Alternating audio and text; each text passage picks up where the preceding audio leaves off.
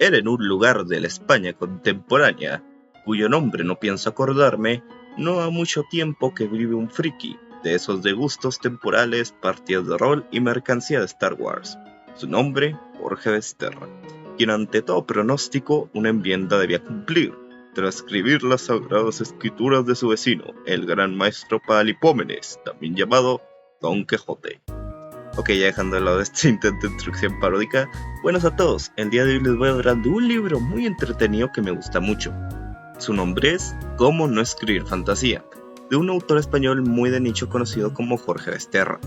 Este libro se trata de una obra de comedia que combina trama de las desventuras del autor Jorge Besterra, quien es un friki por excelencia, con una guía satírica respecto a cómo se escribía fantasía si lo hacías de forma más cliché arquetípica posible.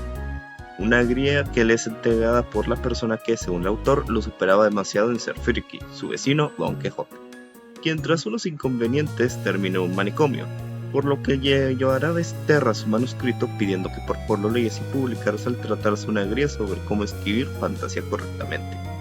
El autor de este libro, al menos hasta donde encontró, se caracteriza porque sus obras giran en torno a cómo hacer algo cuando es parte de la comunidad friki.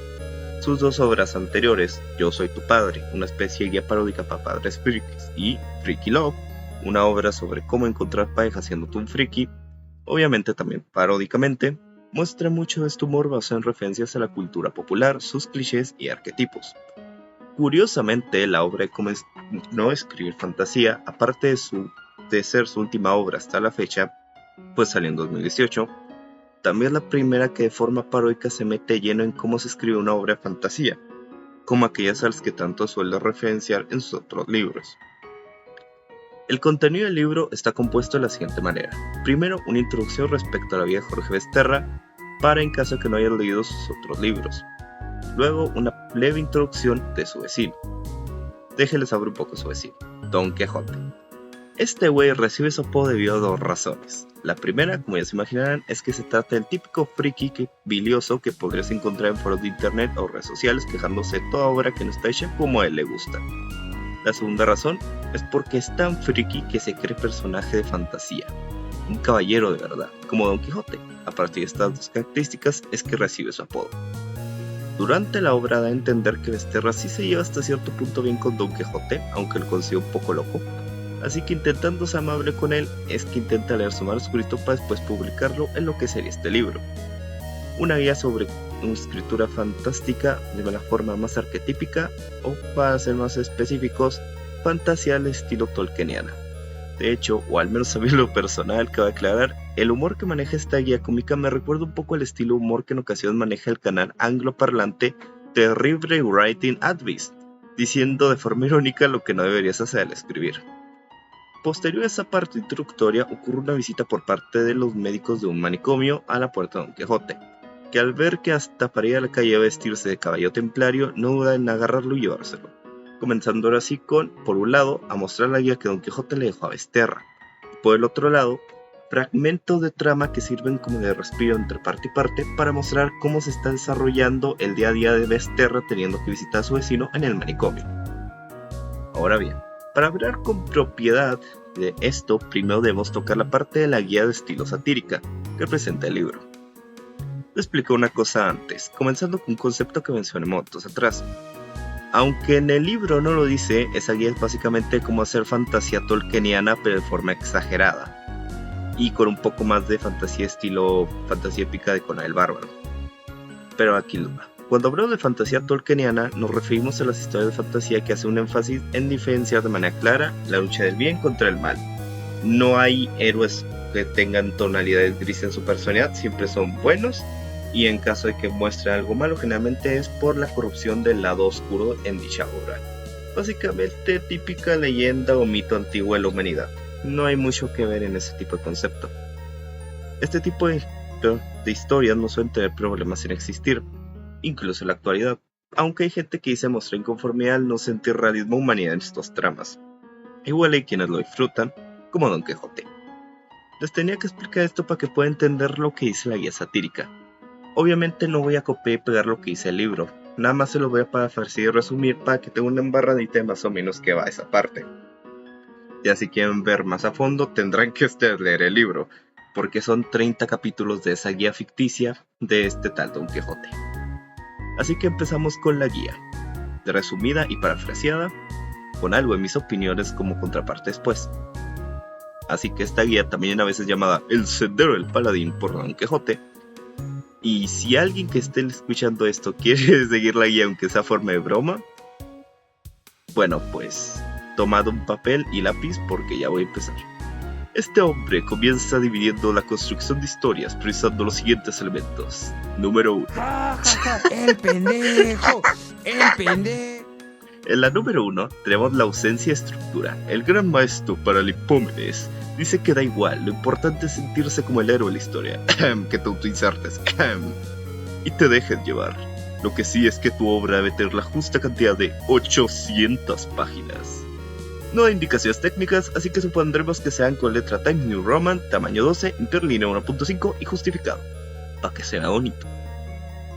Y aunque dice que la estructura da igual, de todas formas nos dice forma para nada contradictoria que hay etapas que debe seguir la historia de tu paladín, porque sin originante sí, hay que honrar las antiguas costumbres, por lo que tu protagonista sí o sí debe ser un honorable paladín.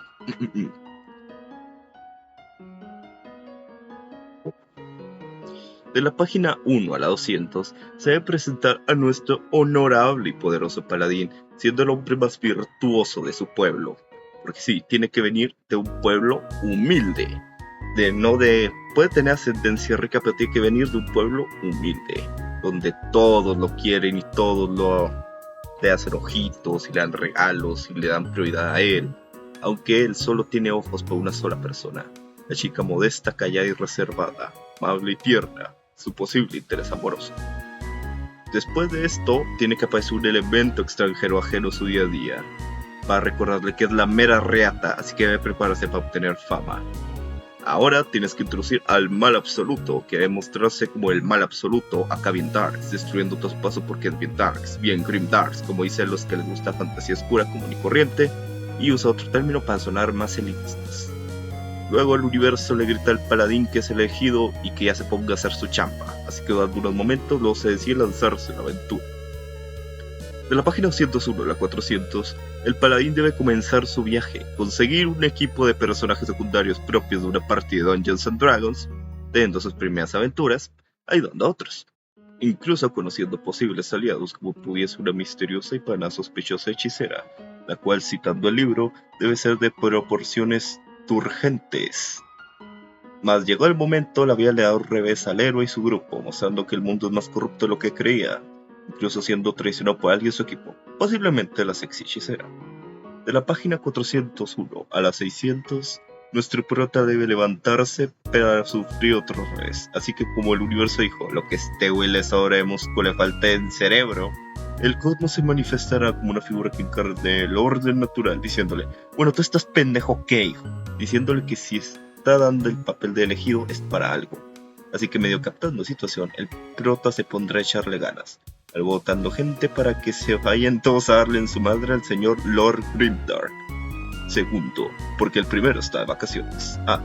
Y para su gusto de ser posible, va a cogerse a la sexy hechicera antes de ir a la batalla. Cuando va a enfrentarse a Lord Grimdark, este le parte su madre al paladín, pero como es el prota, se recupera y se volverá Super Saiyajin, listo para volver a luchar. De la página 601 a la 800, el honorable paladín ahora sí le parte su madre a Lord Grimdark, pero solo neutralizándolo, pues cuando cree que todo ha acabado y se regresa a su casa, resulta que todo una broma. El verdadero Lord Grimdark se había pelado hace mucho y comenzó a hacer su desmadre en la aldea humilde y honorable de la aún más humilde y honorable protagonista. Después de una lucha donde estos aldeanos se unen y se sacrifican gloriosamente, el héroe gana, la paz se restaura y este se reúne con la chica de pueblo que tanto amaba, listos para casarse y en un futuro tener los siguientes héroes de leyenda. Resumiendo, que hagas el pinche monolito del viaje del héroe de toda la vida. Estoy seguro que mientras te escribía esto pensaste no en una, sino por lo menos en unas 10 o hasta 20 historias distintas que son paso por paso esta forma. La estructura tan básica y simplona que todos en algún punto tuvimos que haber seguido o por lo menos haber visto en lo que escritura se refiere. También Don Quijote explica cosas como los complejos y fascinantes simbolismos que tiene la sobrefantasía estilo tolkieniana, como el hecho de que pues el viaje del héroe es el crecimiento personal o lo que representa cada raza de la fantasía tolkieniana. También habla cómo debería seguir paso por paso lo que hizo Tolkien. Y por supuesto, como no podríamos dejar de lado esto sin hablar de los personajes. Que para él los personajes deben ser los siguientes. Primero, el elegido, el prota, el honorable paladín, que rebosa de carisma y un montón de suerte. Eso sí, no debe ser tan listo para que la historia no se resuelva en las 800 páginas. Entre los personajes secundarios tiene que haber 3 presentes sí o sí. El mejor amigo, el mentor e interés amoroso. Y de otros personajes para su grupo puedes meter NPCs de videojuegos, de esos que te ayudan en la aventura. No sé, puedes buscar en Google acá NPCs de X videojuego y cualquiera entra. No importa mucho. Y para que el mundo se vea un poco más vivo, agreguémosle razas tolkienianas. Sí, ya sabes, elfos, enanos, medianos, orcos. Y ya si quieres algo más de novedad, métele alguna raza típica de la fantasía o leyenda europea. Obviamente los humanos siempre son los más importantes. También no olvides meter todos los clichés posibles a cada raza que metas. Que sea mega obvio saber si son buenas o malvadas, incluso con su forma de actuar y vestir. No olvides no escatimar en clichés. Dejando de lado el sarcasmo. Obviamente si hiciéramos las cosas correctamente y no como las pide Don Quijote, básicamente aquí sería que estructuras la historia con qué es lo que quieres transmitir y priorizas más que nada tus gustos al momento de escribir. Porque si algo tiene Don Quijote en su guía ficticia, es que siempre pone todo lo que hizo Tolkien por encima de cualquier cosa y todo lo demás lo tacha incorrecto. Pero bueno, no somos Don Quijote. Tú escribe lo que quieras escribir. Eso es al final del día la gracia de esa parte de la guía de cómo no escribir fantasía que tiene este libro. Que algunos dirán, suena muy simplona. Y sí, en parte sí suena simplona. Más que nada, las partes que han dedicadas a lo del escrito de worldbuilding son un chiste muy fácil. Aunque esos 30 capítulos de cómo yo escribí el worldbuilding, si siguieras la guía de Don Quijote, de esos 30 capítulos realmente algunos son más cosas como ¿qué deberías comer a la hora de escribir tu historia? O ¿qué es lo que haría Tolkien? O ¿cómo le tendrías que poner los nombres a X raza? ¿Sabes a lo que quiero llegar? Es más divertido cuando lo lees realmente. Esto es solo la versión mega resumida de la guía de Don Quijote. Su guía completa es más entretenida de leer, o al menos a mí me pareció un poco más entretenida. Más que nada porque aquí viene el detalle. La guía no solo son estas instrucciones, sino que también cuenta con comentarios y opiniones tanto de Don Quijote como de Besterra al hacer las correcciones. Durante estos comentarios, tanto Besterra como el lector se dan cuenta de algo, y es que Don Quijote no se trata solo de un friki bilioso que odia lo nuevo solo porque sí, sino a que es un friki de esos que están ciertamente... A ver, al escucharlo sí o sí te van a dar ganas de meterle una golpiza, pero al mismo tiempo te va a dar pena ajena, porque es como... Estoy entendiendo por qué este tipo es así, por qué este tipo es tan...